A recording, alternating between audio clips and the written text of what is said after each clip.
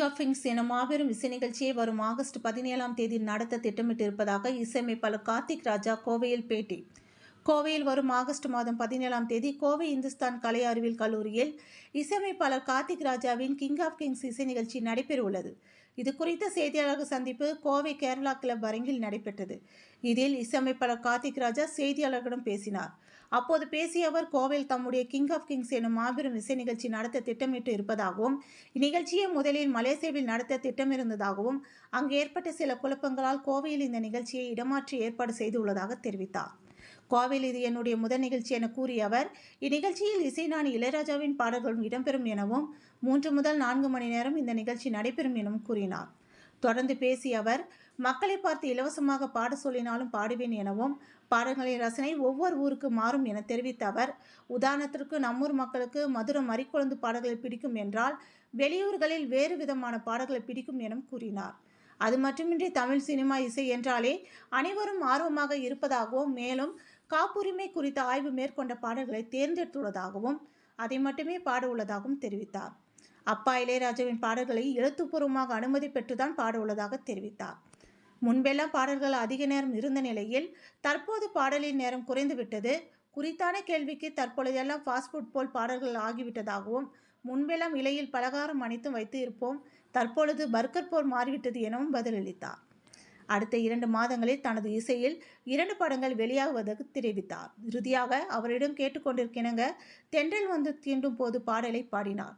இந்த செய்தியாளர் சந்திப்பின் போது PK என்டர்டெயின்மெண்ட் பாலசுப்ரமணியன், எஸ்பாஸ் சிவகுமார், விஜயன், மார்க் 1 ஈவன் சுதர்சன், நிகழ்ச்சி இயக்குனர் செந்தில்குமார் ஆகியோர் உடனிருந்தனர் என்பது குறிப்பிடத்தக்கது.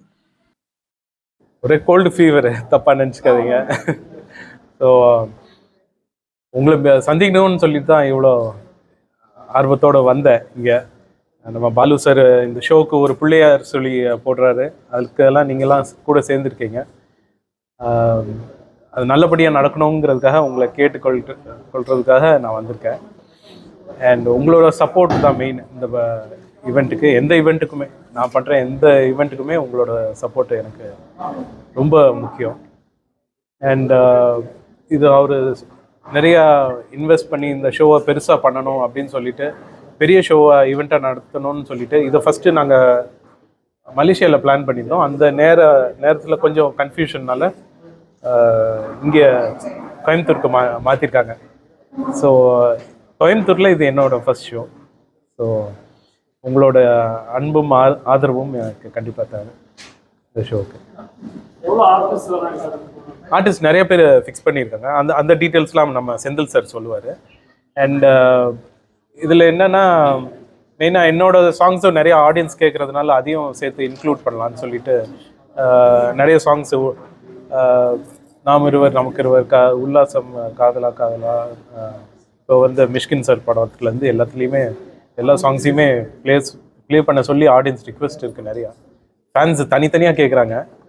அதை வந்து நம்ம நல்லபடியாக செய்யணும்னு.